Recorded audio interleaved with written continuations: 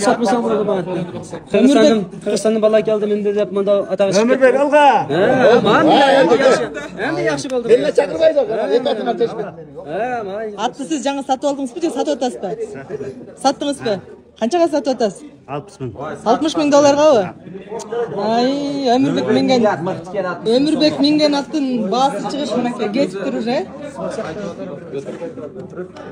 Манана аяғы ана не орыстасаң Хутига. Өзіңіз, әке өзіңіз мұрда қанша қалдыңыз әлі? 30-га. 30-ға?